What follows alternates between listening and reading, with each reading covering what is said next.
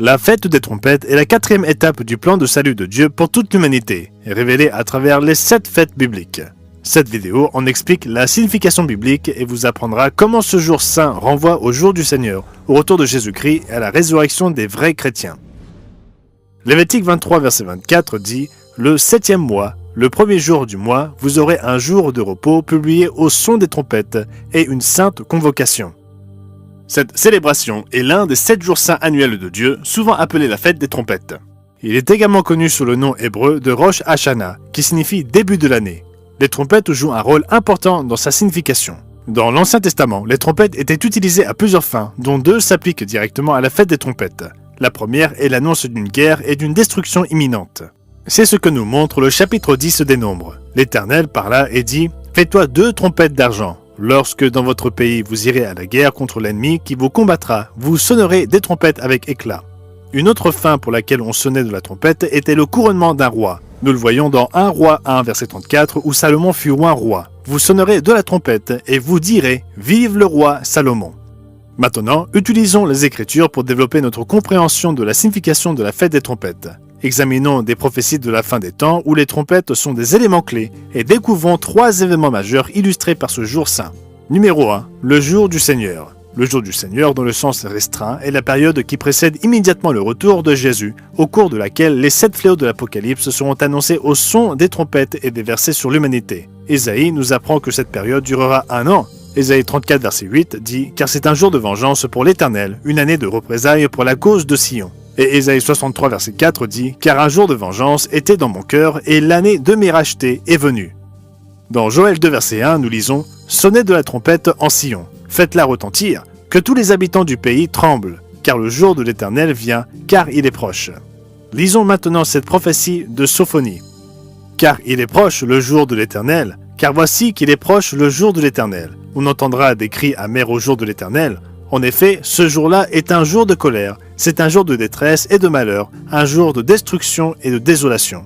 Jour où retentiront la sonnerie du corps et des clameurs de guerre. » Le futur jour du Seigneur, qui apportera une terrible destruction à l'échelle mondiale, sera annoncé au son des trompettes. Voyons maintenant quelques prophéties de la fin des temps où Jésus-Christ décrit le jour du Seigneur. Dans Matthieu 24, versets 29 à 31, il dit « Aussitôt après ces jours de détresse, le soleil s'obscurcira, la lune ne donnera plus sa lumière, les étoiles tomberont du ciel, et les puissances des cieux seront ébranlées. Alors le signe du Fils de l'homme paraîtra dans le ciel, toutes les tribus de la terre se lamenteront. Il enverra ses anges avec la trompette retentissante. » Nous voyons donc qu'après la tribulation, il y aura des perturbations cosmiques, puis le son d'une trompette. Nous trouvons une description encore plus détaillée de cette période dans le chapitre 6 de l'Apocalypse. Les 4 premiers sceaux s'ouvrent, libérant les 4 cavaliers, puis le 5e sceau indique la grande tribulation et le martyre des saints de Dieu. Ensuite, le 6e sceau s'ouvre, décrivant les perturbations cosmiques avertissant le monde de l'imminence du jour du Seigneur, le jour de la colère de Dieu contre une humanité rebelle et désobéissante. Le chapitre se termine avec l'humanité qui se cache dans les grottes et les montagnes en disant « Tombez sur nous et cachez-nous devant la face de celui qui est assis sur le trône et devant la colère de l'agneau, car le grand jour de sa colère est venu, et qui peut subsister ?» Le sceau suivant, le 7e sceau, est celui des 7 trompettes annonçant la mort et la destruction comme le monde n'en a jamais vu. Il s'agit du jour du Seigneur, d'une durée d'1 an qui précède le retour de Jésus-Christ. Quand il ouvrit le 7e sceau, il y eut dans le ciel un silence d'environ une demi-heure, et je vis les 7 anges qui se tiennent devant Dieu, et 7 trompettes leur furent données. Résumons maintenant ce que chaque trompette déclenche. Commençons par le verset 7 d'Apocalypse 8. Le premier ange sonna de la trompette, le tiers des arbres fut brûlé, et toute herbe verte fut brûlée. Le second ange sonna de la trompette, le tiers des créatures qui étaient dans la mer et qui avaient souffle de vie périt, et le tiers des navires fut détruit. Le troisième ange sonna de la trompette, et le tiers des eaux fut changé en absinthe, et beaucoup d'hommes moururent par les eaux parce qu'elles étaient devenues amères. Le 4e ange sonna de la trompette, et le tiers du soleil fut frappé, ainsi que le tiers de la lune et le tiers des étoiles. Le jour perdit 1/3 de sa clarté, et la nuit de même. Après le son de la 4e trompette, cet avertissement est donné au sujet des 3 dernières trompettes qui doivent encore sonner. Malheur, malheur, malheur aux habitants de la terre à cause des autres sons de trompette que les 3 anges vont faire retentir. Cette annonce est un avertissement concernant l'échange militaire le plus dévastateur que le monde ait jamais connu. Puis le cinquième ange sonna de la trompette. Ensuite, nous voyons une description des armes de guerre qui ne tuent pas, mais qui tourmentent pendant 5 mois. Et le tourment qu'elles causaient était comme le tourment qui cause le scorpion. En ces jours-là, les hommes chercheront la mort et ils ne la trouveront pas. Ils désireront mourir et la mort fuira loin d'eux. Le sixième ange sonna de la trompette, et les 4 anges qui étaient prêts pour l'heure, le jour, le mois et l'année, furent déliés afin qu'ils tuent le tiers des hommes. Le verset suivant révèle qu'il s'agit d'une riposte militaire impliquant une armée de 200 millions d'hommes, mais la destruction n'est pas terminée. Après le son de la 7e trompette, Apocalypse 16 décrit les coupes des 7 derniers fléaux, inclus dans la 7e trompette, lesquels seront déversés sur l'humanité. Nous aborderons les 7 derniers fléaux peut-être dans une prochaine vidéo. En résumé, ces fléaux sont le point culminant de la colère de Dieu sur l'humanité et comprennent des ulcères malins et douloureux, la mort de tout être vivant dans les mers, la transformation de toutes les sources d'eau en sang, des gens brûlés par une chaleur extrême, des ténèbres et des douleurs intenses sur l'empire de la bête, l'assèchement de l'Euphrate et le rassemblement des armées du monde pour combattre Jésus-Christ, des séismes majeurs et de la grêle destructrice. C'est pourquoi Sophonie dit « On entendra des cris amers au jour de l'Éternel. En effet, ce jour-là est un jour de colère, c'est un jour de détresse et de malheur, un jour de nuages et de brouillard épais, jour où retentiront la sonnerie du corps et des clameurs de guerre. » Et Joël ajoute « Le jour de l'Éternel est grand et terrible à l'extrême. Qui pourra l'endurer ?» Heureusement, après que les fléaux des coupes seront déversés sur l'humanité, il nous est dit dans Apocalypse 15, verset 1, que la colère de Dieu va s'arrêter avec eux.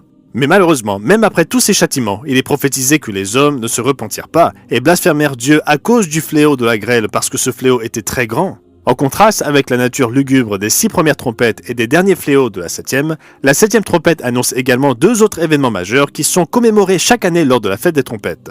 Cela nous amène au 2e événement majeur illustré par ce jour saint, le retour de Jésus-Christ. Nous avons vu que les trompettes étaient utilisées pour annoncer l'investiture d'un roi. Eh bien, la 7e trompette annonce le retour de Jésus-Christ ici-bas en tant que roi des rois et seigneur des seigneurs. Lisons ce qui se passe dès que la 7e trompette retentit. Le 7e ange sonna de la trompette, et il y eut dans le ciel de fortes voix qui disaient « Le royaume du monde est remis à notre Seigneur et à son Christ, et il régnera au siècle des siècles. » Nous lisons également dans 1 Thessaloniciens 4, verset 16, « Car le Seigneur lui-même a un signal donné, à la voix d'un archange et au son de la trompette de Dieu, descendra du ciel. » Ce 7e et dernier son de trompette annonçant le règne de Jésus-Christ sur toute la terre sera le tournant de l'histoire et l'événement le plus spectaculaire jamais survenu. Celui qui vint ici-bas et qui donna sa vie pour offrir le salut à toute l'humanité prendra le contrôle de ce monde en tant que roi des rois et seigneur des seigneurs, chassera Satan et apportera la paix et la prospérité que ce monde n'a jamais connue. Voici maintenant le 3e et dernier événement qui est annoncé par la fête des trompettes. Numéro 3, la résurrection des saints. Lisons-le dans les Écritures. Car le Seigneur lui-même a un signal donné à la voix d'un archange et au son de la trompette de Dieu descendra du ciel, et les morts en Christ ressusciteront premièrement. En un instant, en un clin d'œil, à la dernière trompette, la trompette sonnera, et les morts ressusciteront incorruptibles, et nous serons changés. Il enverra ses anges avec la trompette retentissante, et ils rassembleront ses élus des 4 vents, d'une extrémité des cieux à l'autre. La première résurrection est l'espérance de tous ceux qui sont mentionnés dans Hébreux 11, ainsi que de tous les chrétiens fidèles. Ceux qui ressusciteront le jour où la 7e trompette retentira régneront avec Jésus-Christ en tant que roi et sacrificateur pendant le millénium. Chaque année, la fête des trompettes nous rappelle les événements à venir les plus importants de l'histoire de l'humanité, tels que l'année du jour du Seigneur, le retour de Jésus-Christ et la résurrection des saints. Ces événements changeront le monde et la trajectoire de l'histoire. Ceux qui célèbrent la fête des trompettes chaque année et qui suivent les enseignements de Jésus-Christ comprendront ce qui les attend à l'approche du jour du Seigneur et organiseront leur vie correctement. Dieu a institué chacun des jours saints pour correspondre aux étapes clés de son plan pour l'humanité. Nous serions ravis d'avoir de vos nouvelles. Nous espérons que cette vidéo vous a été utile. Nous avons pour objectif d'accroître notre chaîne jusqu'à 75 000 abonnés et nous aimerions recevoir votre abonnement si vous avez apprécié cette vidéo. Merci d'avoir regardé.